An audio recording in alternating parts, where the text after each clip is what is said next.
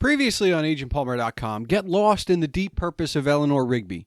Observations from the 2022 Tour de France, and food has become a recent theme for the podcast, but as we all learned last episode, we're all foodies. This is the Palmer Files, episode 77 with Ty Hildenbrandt, co-host of The Solid Verbal, a college football podcast. We discuss college football, of course, the changing sports media landscape, go behind the scenes of the podcast, dive into our formative years and the impact that SportsCenter had on us, and much, much more. Are you ready? Let's do the show!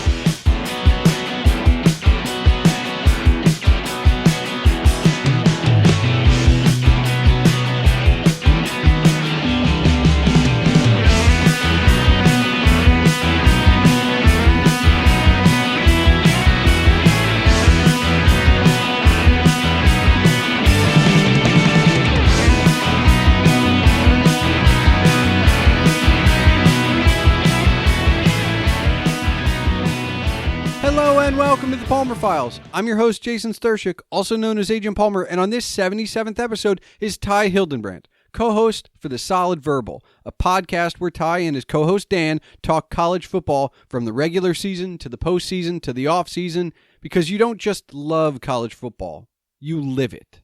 Which is a great description for their show, as you're about to hear, but this isn't just a conversation between two podcasters and two college football fans. This is a conversation about the growth and evolution of college football, about the behind the scenes of a sports conversation podcast. But it's also just two sports fans, even though we're rivals in the AL East, that happen to enjoy what happens on the field, no matter the shape and size of that field. You'll hear us discuss why college football, finding your home on the internet, Ty's career trajectory, the regional and tribal nature versus nurture of football, fall Saturday campus culture, the proliferation of the college game on television, the early days of podcasting, rivalries, and the losing teams beat writers recap. All of that and a whole lot more is coming your way shortly, but first, if you want to discuss the episode as you listen or afterwards, you can tweet me at Agent Palmer, my guest Ty Hildenbrandt at Ty Hildenbrandt, that's TyHildenbrandt, or at Solid Verbal, and this show at The Palmer Files. You can find more information about Ty at solidverbal.com, which is where you can learn more about the live shows, as well as catch up on new episodes and the archives. Don't forget you can see all of my writings and rantings on agentpalmer.com, and of course, email can be sent to thepalmerfiles@gmail.com. So without further ado, maybe score from the red zone this time?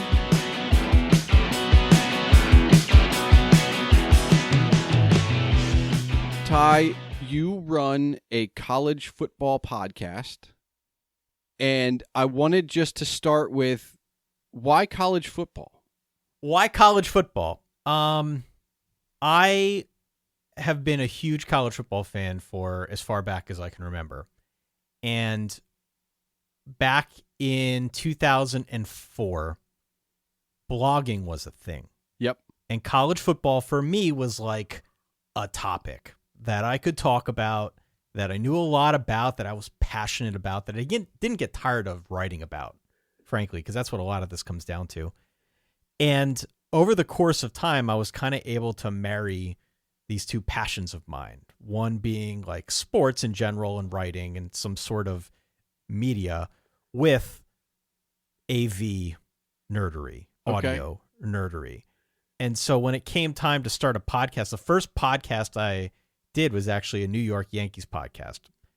And so there's always been that sports tie-in. But as I started writing more about college football, as I eventually met my co-host when we were both writing for Sports Illustrated, college football ended up being the topic really that took off for us in the podcasting sense. So to say that there was like an intentional strategic move to make it about college football, it just sort of organically happened for me. And I'm thankful it's done well. So I don't know if that's really an answer, Jason, but I think it is. But I think it also begs the question of, you're writing for Sports Illustrated. Are you, was being in sports journalism what you wanted to do? And obviously you had achieved some level of that. And were you on it's a multiple level question, but were you on a beat specifically to what you wanted? I mean, you said you had a passion for college football and, you covered the Yankees, but yeah. So I went to Penn State as a broadcast journalism major, and I Okay. did that for a year and a half. And it was at that point that my advisor, a very nice older gentleman, told me that if I continued down this track, I'd have no trouble getting a job for some comically low salary in Altoona.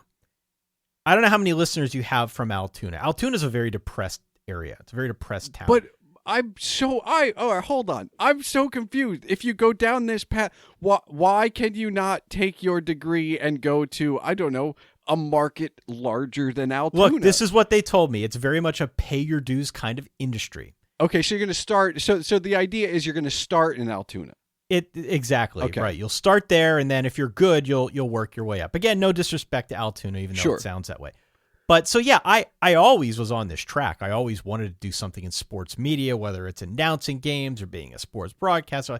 Like I always wanted to go down that track. And I came to this realization about a year and a half in at Penn State that I didn't want to follow the track that this guy was telling me about. That did not sound appealing to me. Sure. And so I switched and I went in a different direction, kind of with the intention, with the hope that at some point down the line, I would find my way back into it. I would blaze my own trail, find my way back into it. It was a pie dream at that point. But interestingly enough, back to what I said earlier, I graduate in 2004. Blogging is like taking off. Everybody and their uncle wants a blog. And there were plenty of free ways that you could do it. I did mine back in the day through AOL, right? And you could just write about sports there. And eventually Fox Sports had a big contest. And I won a big writing contest and got a contract with Fox Sports, and then eventually ended up writing with Sports Illustrated. So I was never really on a beat. Okay. I always just had this passion to be involved somehow in sports media, whether it was through blogging or recording my own voice or what have you. And it all kind of like came together eventually, took a while, into this thing now that we call the Solid Verbal, our college football show.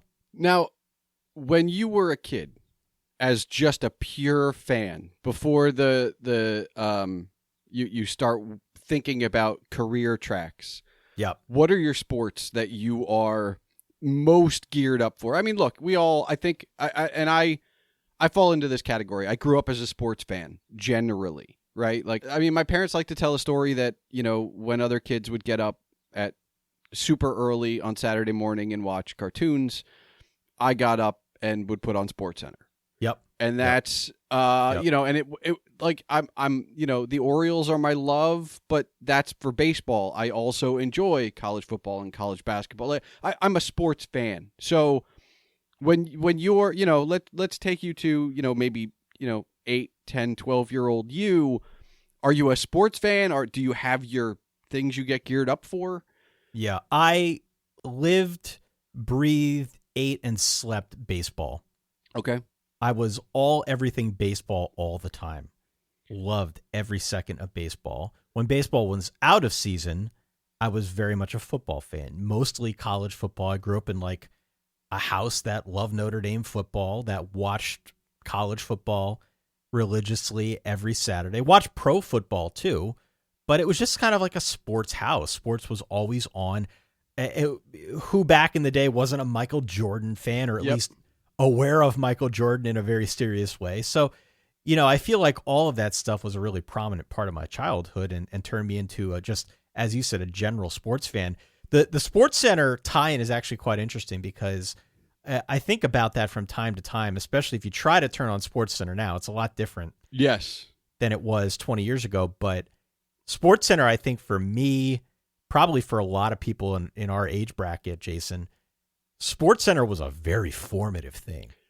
SportsCenter shaped the way we looked at sports, the way we felt about sports, the way we talked about sports.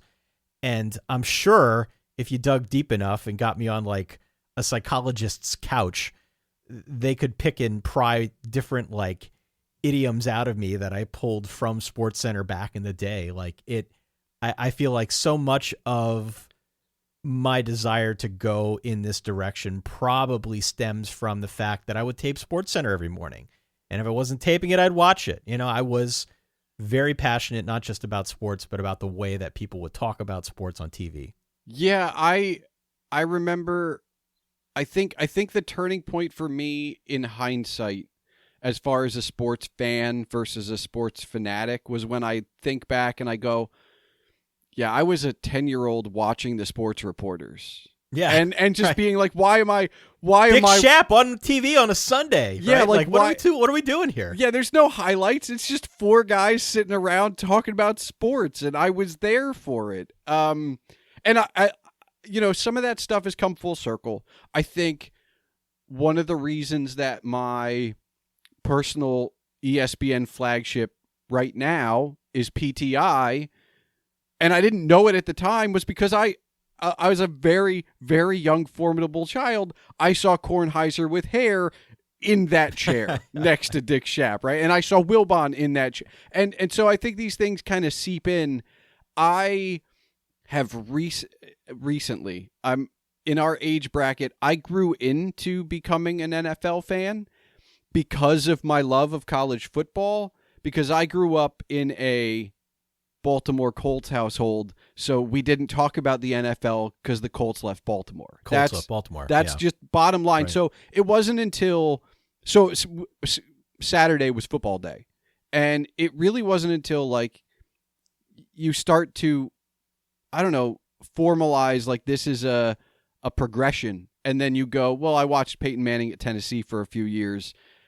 I'll watch him on Sunday and see what happens, and so I started to get into the NFL because of college football, like almost backwards in a sense from everybody else I know who's like, well, I was a football fan and I fell in love with the Steelers or the Giants or whoever. And then I went backwards and it was like, oh, well, now there's something to watch on Saturday. Yeah. I mean, the big secret, and I don't know if it's a secret, but the sort of secret sauce, let's say, for college football is that it's very regional and very tribal. Whereas the NFL is truly the National Football League. It's a national sport. People talk about it from a zoomed out 30,000 foot view all the time. College football doesn't really work like that. The fandom is different. You care about your team first and foremost. And then if you really like college football, you might care to listen to a show like mine, where we talk about national college football stories and trends and storylines and narratives and things like that. But college football is different. And truly, it depends on where you grow up. It depends on the influences around you. It depends on if the people around you went to college, where they graduated from, what their rooting interests were. College football is obviously a lot like other sports in that there's a great deal of passion around it, but it runs very deep with college because if you go to Ole Miss, you're going to be very passionate about Ole Miss. You're going to think Ole Miss is the greatest college experience of all time. And when it comes to root for a team on Saturdays, you're going to pick Ole Miss. How could you root for anyone other than Ole Miss? Like, that is the way that people think about college football and specifically their teams. So truly, depending on where you grow up and what that culture is like, just around the dinner table and around the TV on a Saturday, that's going to determine where you stand on college football. We live very close to Philadelphia. If you drive an hour south and get to Philly, there are plenty of people down there who couldn't give a damn about college football. They don't watch it on Saturdays. It's not a fixture. It's all Eagles, everything all the time. The Eagles are the only show in town for them. Yeah. And I've always found that sort of that contrast very interesting because it truly is a function of where you grew up and the people around you and what they're into. So you went to Penn State. Were you a Penn State fan growing up? No. I hated Penn State with the fire of 1,000 suns. And it's very strange, but I believe it stemmed partially from two things. The first was that my grandmother could not stand George Paterno, not Joe Paterno, George Paterno, who for a good long time was one of the commentators for Penn State football on the radio. Okay. She just had it out for him. I never knew why. But she would always talk about, George Paterno. We can't listen to George Paterno. She really had some disdain towards this dude, and I'm not really sure why, but okay. The second was that I felt like my family in particular really was just tired of hearing about Penn State. Grew up in Eastern Pennsylvania. You open the newspaper, you turn on the local news, everyone's talking Penn State football. They're just tired of it. They didn't like hearing about Penn State football. Raised in a Catholic family, there are a good number of Notre Dame fans in our area. Yeah. For one reason or another, that is the team that my family picked/gravitated towards. And I pretty much was raised to hate Penn State. I went to school at Penn State. I was there all 4 years in the student section at every home football game, openly rooting against Penn State. So I will tell you, I also, from the same area, grew up with a massive dislike of Penn State. For me, it's very similar to you. I grew up in a Lehigh household. And because I didn't understand at 8, 9, and 10 the concept of divisions and conferences in college football, as sometimes you don't early on, you go, I just went to see Lehigh beat the crap out of Holy Cross. How come the paper on Sunday is all about Penn State? Like, why is this the disconnect? So when I got to a point where I started to understand conferences, I chose Michigan as my favorite as my favorite D1 school. Gotcha. Right? Because I wanted to find somebody who played against Penn State and beat Penn State. So that was, I immediately went there. And I think, in a weird way, for me, that opened the door for rooting interests in different conferences and not having a favorite team or a real, true, like, this is the one I bleed by. I can turn on any game on Saturday and be completely happy just picking one team. Yeah. From and you know what? Yeah. There are a lot of folks like that. We hear from fans in all shapes and sizes throughout the course of a year. And there are a great number of them who just enjoy following along on our show. They enjoy listening to our banter, and they kind of pick up different rooting interests from year to year. And so fans are different. It really depends how you got started and why you got started. I think in our case, coming back to the Penn State thing, it was like an early form of internet trolling. Yes. Right? It was like, we're tired of this, and we're so tired of it that we're just going to openly root against it. So I did that for 4 years at Penn State. I was not a Penn State fan. The moment for me, now I kind of, I would say they're my second team behind Notre Dame. Notre Dame will always be my first. But when all of the scandals broke in 2011, that to me was kind of a turning point. That definitely melted the permafrost for me when it came to Penn State football. And not because the scandals were a good thing, they were horrible, but I found that as a new a chance to maybe reboot the program, to start it anew, hopefully in terms of making it better. And from that point forward, I've had a completely different outlook on Penn State football. I'm a bit jealous because I went to Keystone College, which prior to the pandemic was getting ready for their first NJCAA college football season. So, which predates me by many years. So my Saturday when I was in college was about turning on game day and watching whatever was on TV. I didn't have, even though you're in the student section rooting against Penn State, I didn't have that experience. Yeah. And I want to ask, did the Saturday, I didn't think about it, honestly. As much of a sports fan as I am, when I went to choose colleges, my circumstance dictated some of it, and the rest of it was just kind of like an afterthought. And it wasn't until I'm on campus freshman year and it's a Saturday that I go, oh, wait, there's no football here. Was football a piece that there was a Saturday culture on campus of why you chose to go there? Very, very, very much so. Okay. Very much so. I never played football. I'm not big enough to play football. I wouldn't be fast enough or strong enough to play football, but I cared so much about it, and I felt like it was so much of the culture for me growing up at home. I couldn't imagine going somewhere. This is 18-year-old Ty, right? Sure. I couldn't imagine in that day and age for me going somewhere where there wasn't a very strong college football culture on Saturdays. And I applied to a handful of smaller schools that did not have that culture. And when push came to shove, even though I had been raised from birth basically to be against everything Penn State football, the fact that Penn State had that really strong football culture on Saturdays, it absolutely played a factor in me going there. It wasn't the only factor. It wasn't the most important factor, but Sure.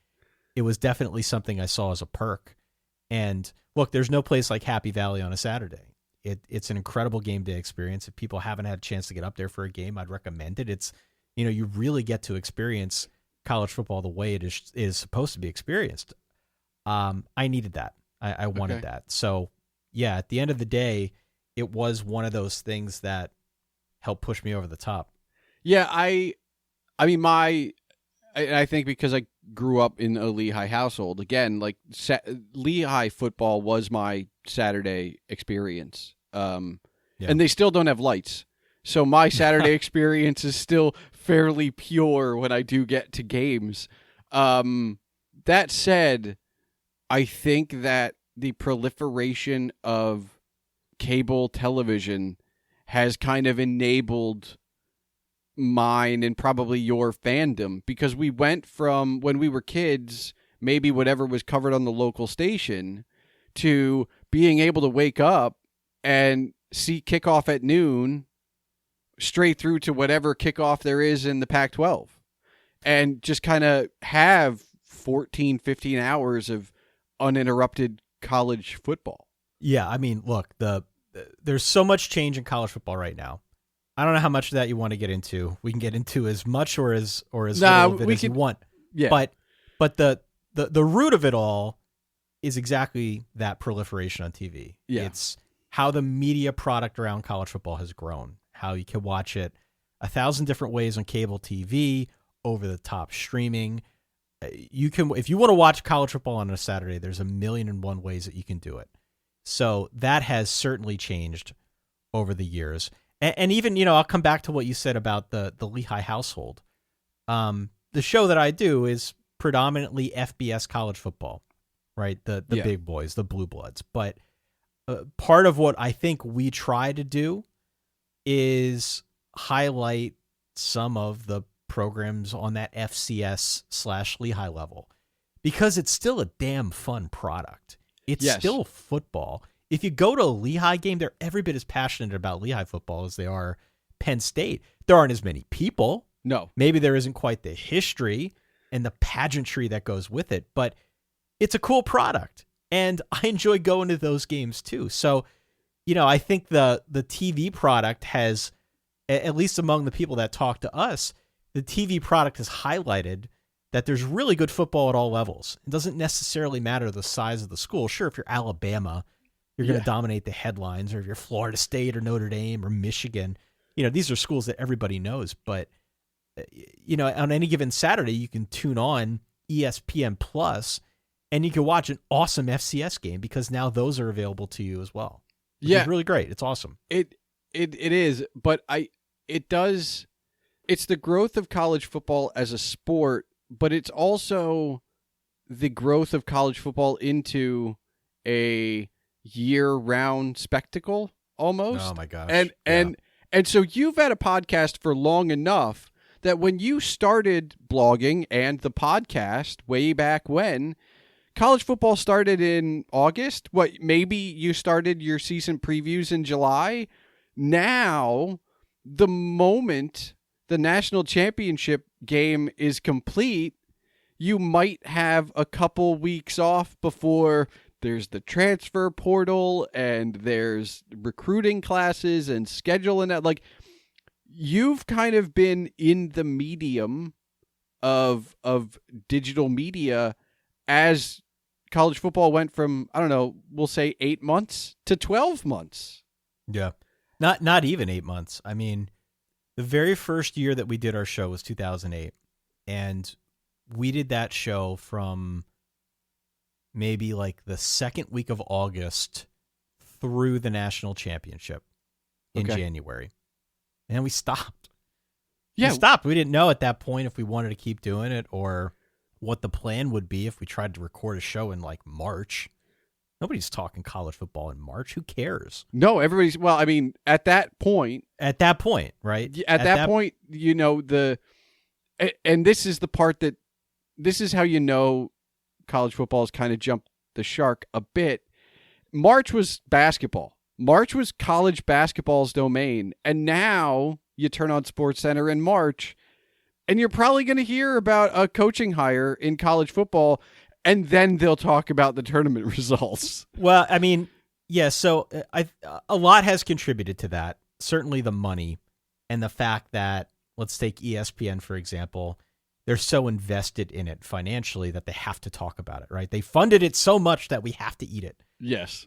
And so there's definitely an element there. Also, the internet, as the internet has grown up, we're living in a hyper-connected world now, especially as it relates to college football and message boards and recruiting and Twitter. There are all these different ways that you can go about getting information. So if anything happens in college, you tend to know about it in a way that you didn't before 15 years ago. Yeah. It's just word travels much faster and much wider now than it did back then. And so I think that factors in. The schedules have also changed, right? I mean, they've changed all of bowl season. There was a day and age, some of us are old enough to remember, when they played all the games on New Year's Day, and that was it. Yes.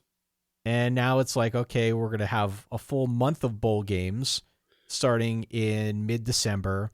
We're going to run through all those games. We're going to have a playoff. We're going to have a national championship that we play in the second week of January. They've pushed that schedule out. They've changed the recruiting calendar. So there's 2 signing days now, whereas before there was just one day when everybody faxed in their letters of intent. Now there's 2.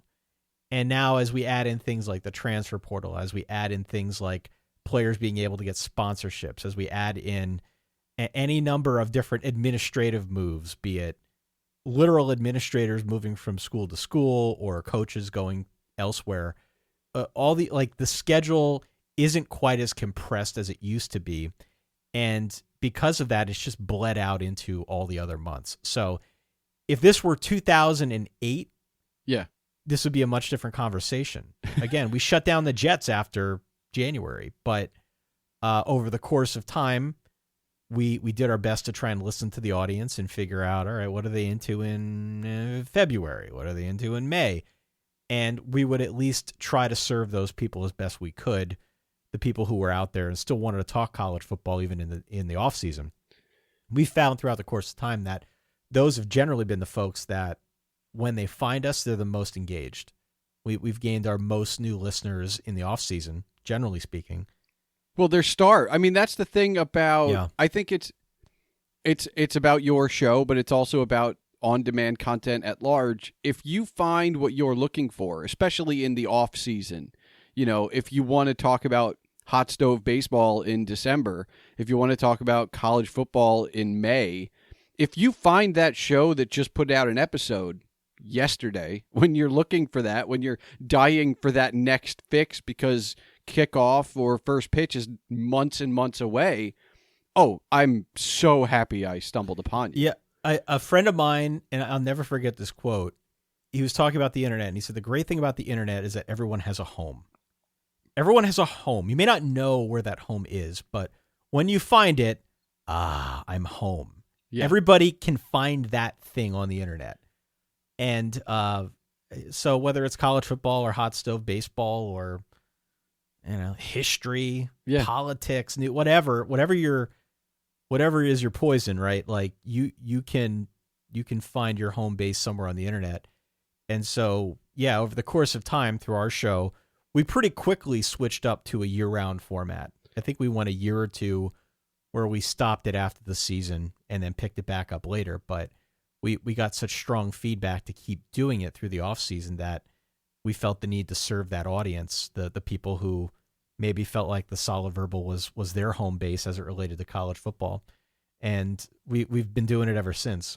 Now, what is it like, from 30,000 feet looking back? Because you started this not thinking that it was going to be a year-round thing. No. And now you have to pay attention 12 months of the year. Was that? I'm sure early on it was a bit novel, but it's become a job for you, and it's now definitively 12 months of the year.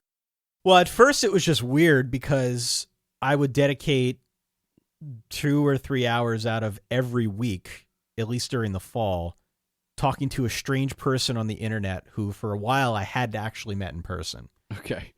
And there weren't a lot of people at that time that could really relate to that. People would look at me like I had two heads. Why are you, who, what, why are you doing? So, that bit of it was definitely novel and a lot to try and explain to people. And certainly, back in 2008 when we started this thing, I was talking into a webcam. I didn't have this equipment. We weren't set up for it. We took it seriously. We wanted it to be as good as it could be, but we had no designs on it becoming a job for any of it. Like, you've got to be kidding me. Yeah. And so we definitely paid attention to it, but I don't think we were quite as zoned in as we are now. Now if I mess up a player's name, I'm going to get 10 emails about it. People on the internet telling me that I don't know what I'm talking about. Back then it was almost novel. Like, if you don't know a guy's name and you say it wrong, it's like, so what? Podcasting, what's podcasting? No one even knows what this thing is. So I definitely think that the media landscape around what we do has grown up, and there's a level of sophistication and knowledge that is expected as a baseline. Otherwise, you're not going to get downloads. So that's kind of evolved over the course of time, for sure. Having to pay attention to it to a much different level of intensity. It's happened very slowly over the course of the last 15 years, for sure. There are plenty of times where I try to harken back to those days back in 2008 and 2009 and 2010 when I was a little bit more zoomed out, because, and everybody knows this isn't unique to the podcast thing, but sometimes you're so zoomed in on it that you need to zoom out. You need to loosen your grip a little bit, have fun with it in a way that, can let you relax a little bit, because there's just so much information all the time that you have to give yourself some of those mental breaks. So I guess let's put you into let's say early mid-September Saturday. Do you get to enjoy the game? Like, do you get to sit down and pick a game, or because of the show, you're, flipping around the channels, you don't get to just sit down and enjoy one game from start to finish? I mean, that's the other thing too. And I'll say I'm guilty of this.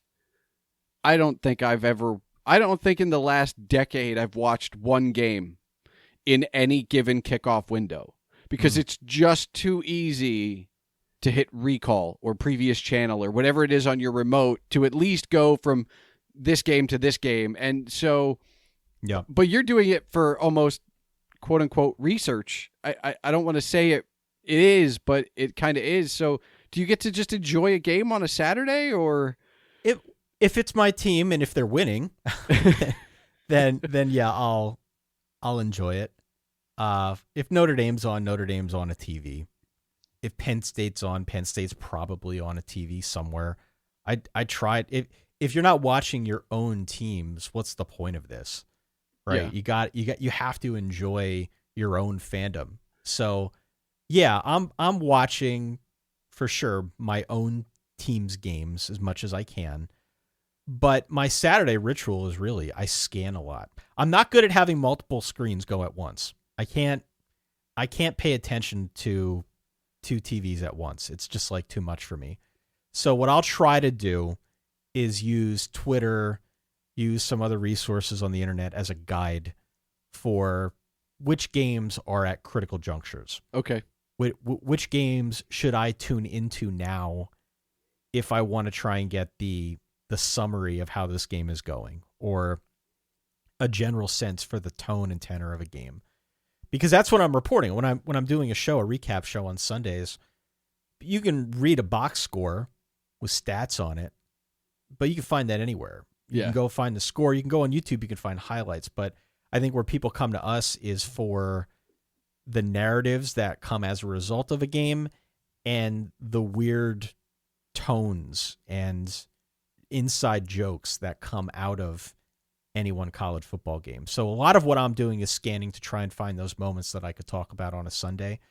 I typically will just have a couple channels queued up, and I'll leaf back and forth if my team's not on. The other thing that I do a lot is I read about a great number more games than I actually watch. Okay. And I've said this time and again. The people who listen to me know that I talk about this all the time.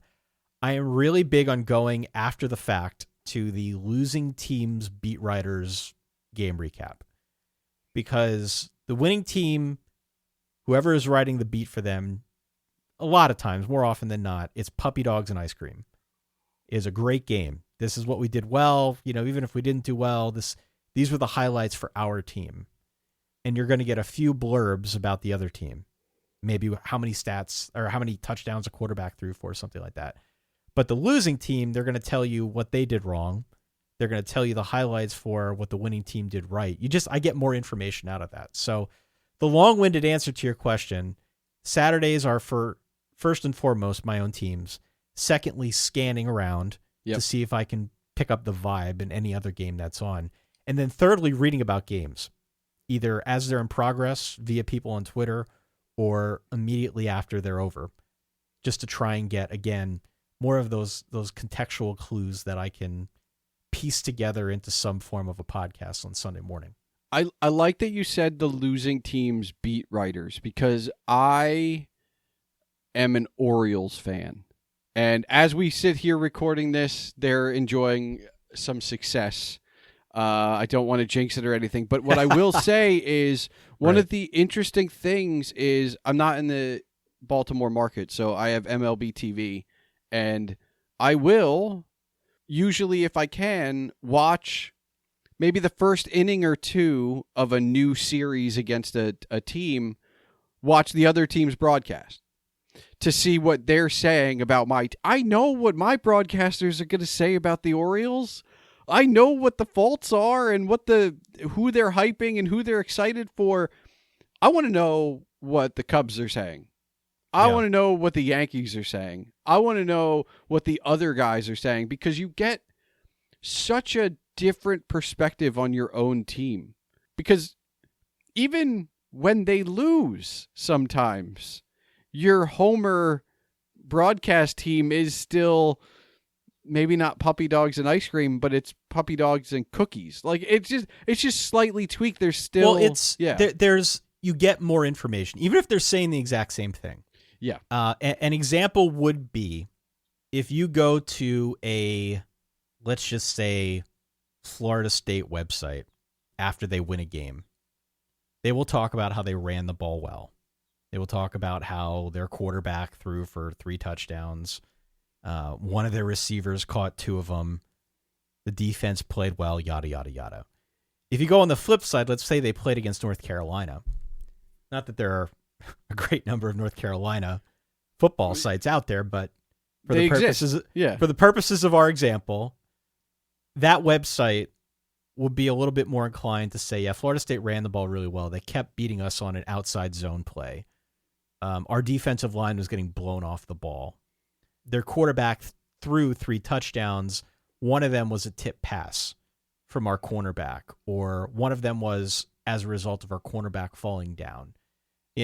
I've always found that I get more context when I'm reading the losing team's perspective, even if it's the exact same information, even if it's not like slanted in a really biased way. They just tend to include more detail that you can use. And especially, again, when I'm trying to put together the vibe and figure out a game that, like a Purdue-Illinois game, I'm not watching that on a Saturday. You got to be kidding me. There's no chance. Yeah, I think you named one of the few Big Ten matchups without a trophy, by the way. I'm pretty sure. But I'm not watching that. There are Purdue fans who don't want to watch that. So how do you get the context for that kind of game? You read about it. Yeah. And you read the losing team's box score, because they're always going to give you more information, and you look at the box score on your own, and then you can piece together what exactly took place in a game. But it's taken me a while to hone in on my process and get it to a point where I'm comfortable, where I can go through 65 college football games every Saturday night / Sunday morning before I record and be able to speak knowledgeably about the sport as a whole. But I'm at a place now where I feel like I've got it down to a bit of a science. Now, I do want to ask something that's very specific to college football, and that is maybe even more so than college basketball. The rivalries mean just a little bit more, and there's more of them. When we get to, and look, I know that they're not always there, but like when we get to like mid-November, when there's at least one rivalry game all the time, and then we get to like rivalry weekend, do you find fans getting amped up a little bit more? It's not, I want to say this for people that don't understand college football or aren't fans of it that are listening to this. You know, it's not just that the media hype's there. Like, that stuff exists in the DNA. It's, you know, go back to Lehigh. The Lehigh band will march around campus the entire week before they play Lafayette, right? Like, it's about the community. And so do you feel maybe a little bit of extra pressure leading up to those particular games? Or, because they do mean a little bit more. Well, so here's how I would describe it to people who aren't college football fans. Everyone's high school had a rival. Yep. Everyone's high school had a rival, and they made a big deal of it. I went to Northampton High School locally. Our rival was Caddy every year. It was a big deal. It was a big deal. There were plenty of people who went to that game on Thanksgiving Day and didn't give a damn about football, but they cared about the rivalry, us against them. It was fun. Yeah. College football is that times 1,000. Right. So, as you said, there are rivalries throughout the course of the year. There's a whole rivalry week in week 13 of the season, which is in late November, like Thanksgiving time. Do I feel pressure? I don't feel pressure in the sense that I need to make sure I am getting all of my facts straight and saying everyone's name correctly. I'm not like tight about the broadcast that we do, but I do definitely feel a little bit of an added impetus to make sure that the show we're doing covers as many rivalries as we can, makes every fan base feel somewhat served that we would at least mention their team, and pays tribute to some of these great rivalries. They are meaningful. You will have teams that go 1-11. If that one win is over a rival, the season's a success. Yeah. It means something. The rivalry games do mean more. And it's kind of the secret sauce of college football. It's what people care about first and foremost. Beyond their own team, it's about hating the rival. And making sure at a minimum we beat the rival. So, yeah, it's a special week. It's a very busy week for us because you'll have plenty of games where if it weren't for the fact that they're a rivalry, nobody would care. Like, generally what happens throughout the course of a year, not to take too much of a step back, is season starts up on Labor Day weekend. Interest is at a fever pitch. Everybody's team's undefeated. Yep. Inevitably, teams start losing throughout the course of September and October. And you'll generally see the interest in college football wane. We can see it in download numbers, right? The interest wanes over the course of time. But rivalry week, you always see that bump. You always see that bump because everybody cares about their team. We have a joke on our show. You throw out the records, right? You just throw out the records. The records don't matter. Yep. It's about playing Old State and trying to win. And so we do our best to try and cover as much as we can in as fun a way as we can to get people ready for rivalry week. And, just to make sure that everybody knows that we think rivalries are just as special as they do. Now, I'm going to say this. The podcast is successful, and I've listened. I'm one of your, I don't know what you would call me. I'm one of your big news ticket listeners. I'm not listening week to week. I'm listening when something happens.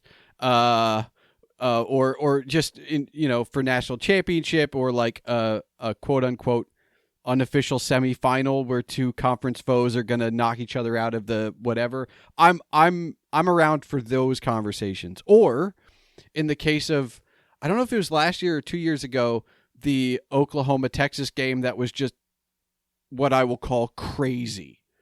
I go, what do the Solid Verbal guys think of that? Because I know you're not covering Lehigh, but I'm also watching all these games, and so it's that one game that I'm like, ooh, what do they have to say about this one? But I wanted to say, you guys are starting to go on tour, and you're going to get out there. Was this? I mean, I'm talking to you. You've done the show for 14, 15 years. Like, you had no idea what this was going to be. Now you're going to take a show on the road.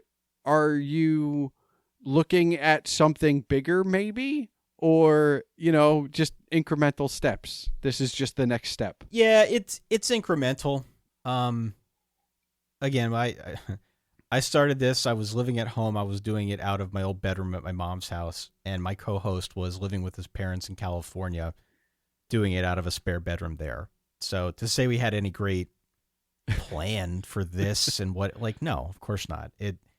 There were a great number of things that happened to get our show to this point where we're able to call it our full-time gig, and we're super fortunate and grateful for that. I mean, it's a dream come true. It's a ton of fun. I get to work on something I care about every day, and there are a lot of people in the world that can't say that. So I'm very fortunate in that sense. I never thought it would get here. The live tour, we've done shows on the road before, but it's obviously because of COVID been a couple years since we were actually able to do them. And now that we can, we decided we wanted to do more than just one. So we've got 4 that are in the queue for the football season, before, during, and after the football season in 4 different cities. That aspect of what we do is definitely bigger. Since we've, I think, focused more of our energy on the Solid Verbal and not on other jobs that both my co-host and I have had over the course of time, I like to think the product, the show itself, has gotten better. I know some of the other things that we are doing on the side to broaden what we do, that is all better. So to say that I have designs on this being a bigger thing, I think would be accurate. I don't necessarily know what that is at this point. I know that Dan and I are both creative. I know we like to tinker. I know we like to try things all the time. That is among the many things we have in common, that's probably the thing we have the most in common. We always like to tinker and try new things. And so I like to think it's only a matter of time before we find a thing that we can grow kind of in parallel, and maybe that would help make the business bigger. That would make the show itself bigger, just some portion of what we do bigger. I don't know. But certainly having added focus that we can put on our show day in and day out has made it better, and has at least enabled it in some sense to scale up in a way that, we haven't done. We've been doing it this is going to be our 15th season of doing it, the show. We were never really serious about turning it into a bigger thing in the way that we are now. We're very committed to it. Have you ever been approached to do play-by-play? No. Is it something you would want to do? I like the idea of it, I think, more than the actual act of doing it. It's very hard to do play-by-play. It is very hard to do play-by-play. I am certainly no stranger to making fun of announcers. Everybody makes fun of announcers.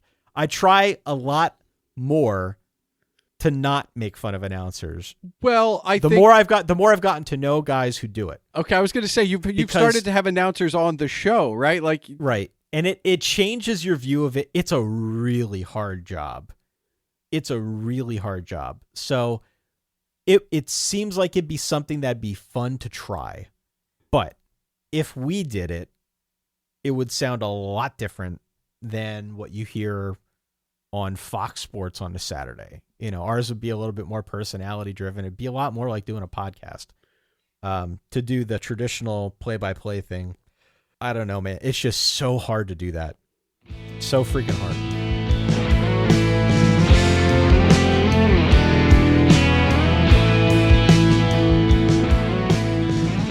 I believe that college football, perhaps romanticized more than other collegiate sports, is genuinely as much pomp as it is circumstance.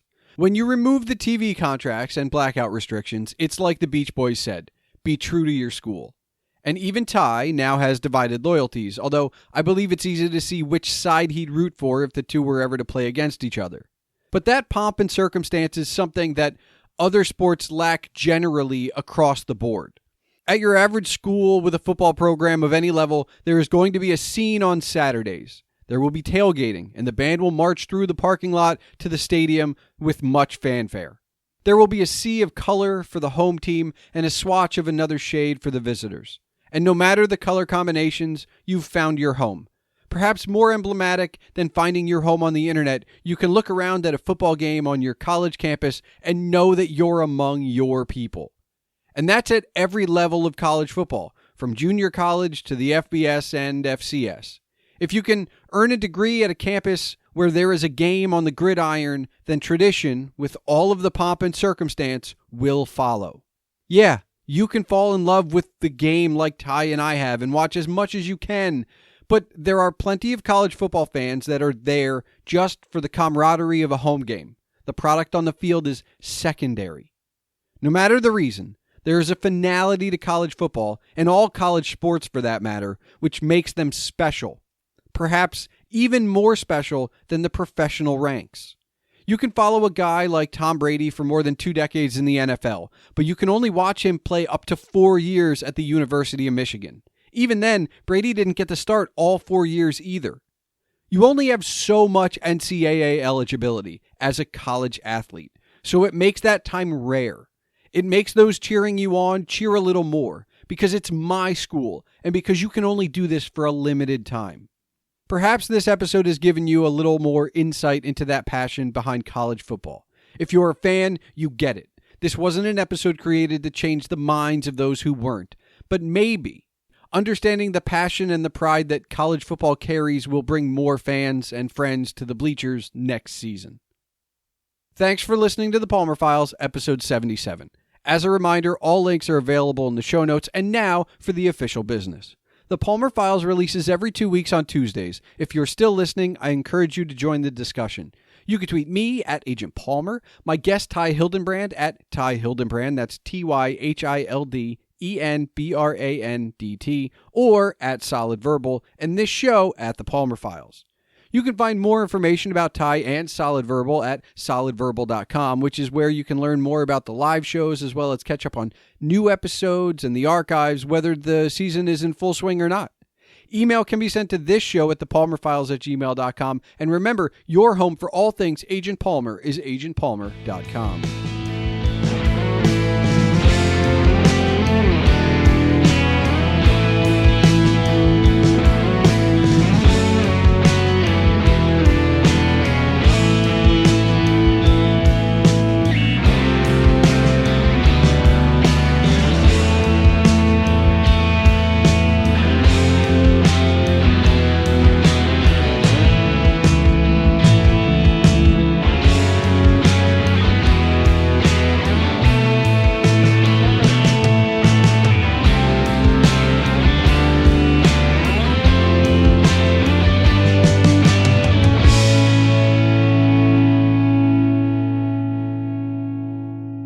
All right, Ty, do you have one final question for me? I do, actually. I want to go back to the beginning of the episode. You said you're an Orioles fan. I am. In 1996, Brady Anderson hit 50 home runs. He did. It was a huge home run spike. Before that, I think the most he had in one season was 21. He did have 24. I'm looking at a stat line here. I'm cheating. Yeah. A couple years later, but it's widely assumed that Brady Anderson was on steroids. Yes. Back in 1996 when he hit 50 home runs. Yep. There is zero evidence. Zero evidence. There's nothing out there that he was actually using steroids beyond that home run spike. So my question to you is, was Brady Anderson on steroids? I'm going to say, okay, so there's a couple full disclosures here. Up until, I think in my youth, Brady was probably my favorite Oriole. Okay. I didn't know that, so this is a good question. I had sideburns because of Brady Anderson.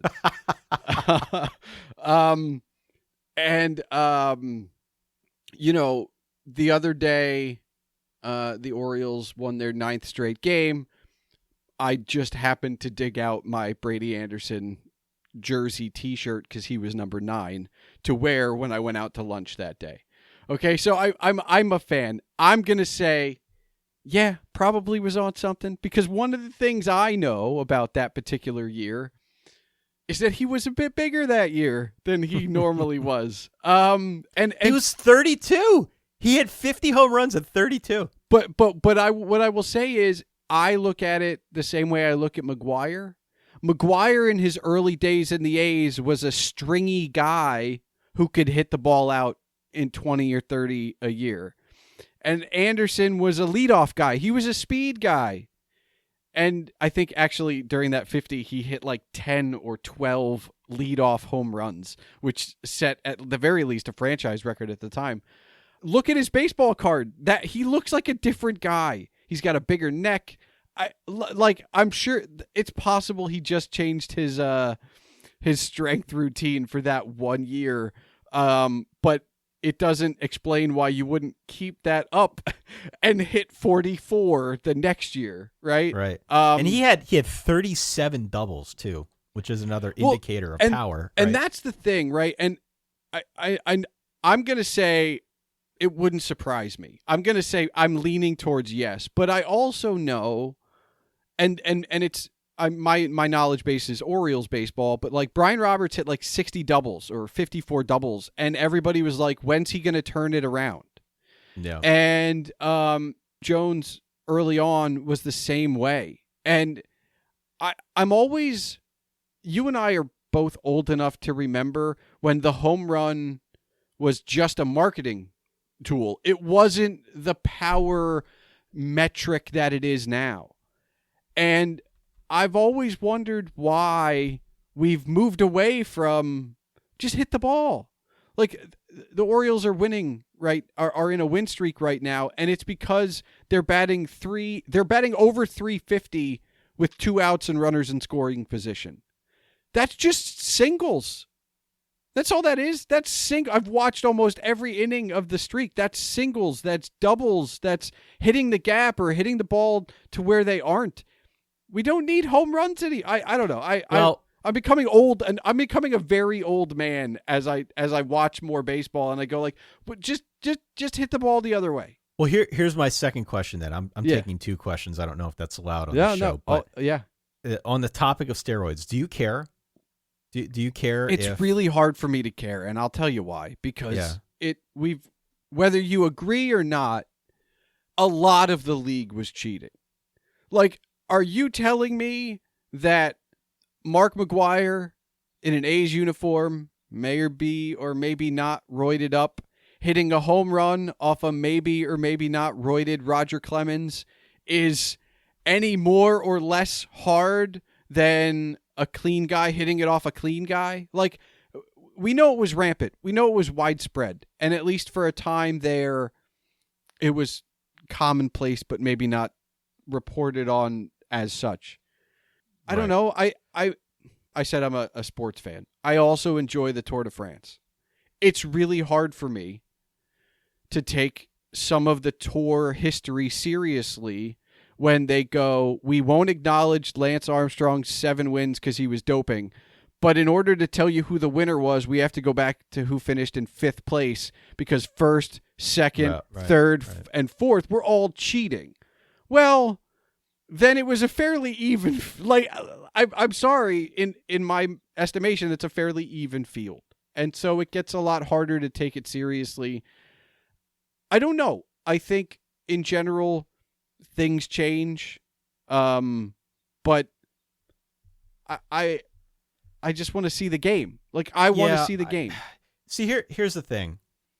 You care about guys following the rules to some extent. Yes. You want the game to be clean. Yeah. That said, it was pretty much an open secret that everybody was juicing. Yeah, you can't. So I know, and look, I'm biased a bit, but I'm not a homer enough to say, like, I know that after the strike, Ripken's streak brought people back to the ballpark and back to baseball. But it wasn't until 98 that people fell back in love with baseball.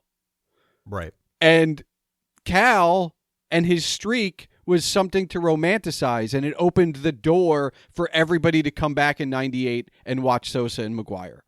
And, that was compelling baseball. Would it have been less compelling if, they were clean? No, it wouldn't have made a difference. It was a duel, and you could pick a side. And, if you were rooting for Sosa because you hated McGuire or vice versa, like, every good sport needs a villain. Yeah, I just don't care. I don't care. Yeah. Again, you want guys to follow the rules, but at the same time, this was kind of the steroid era. Yeah. And there you go through different eras. There was a dead ball era too, where you kind of take the stats and look at them in a different light.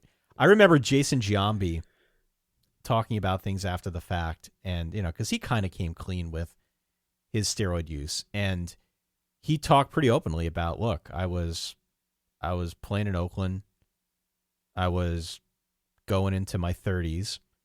I had made close to $10 million total in salary up to that point. And I knew if I took steroids and if I got a little bit stronger and hit more home runs that I could get a bigger contract from the Yankees. He did it for money, essentially. Yeah.